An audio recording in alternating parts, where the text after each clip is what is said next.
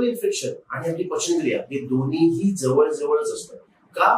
कारण ज्या लोकांना फंगल इन्फेक्शन ऑलरेडी झालेलं आहे, काही एक्सटर्नल कारणामुळे फंगल इन्फेक्शन झालेलं आहे, ही लोक जर त्यांनी त्यांची पचनक्रिया व्यवस्थित नाही ठेवली तर हे फंगल इन्फेक्शन बरं होणं अतिशय कठीण असतं.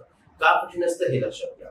ज्या वेळेला आपण एखादा पदार्थ खातो, तो पचतो आणि पचल्याच्या नंतर त्याचा जो पहिला भाग असतो ना, तो डिरेक्टली त्वचेवरती जात असतो.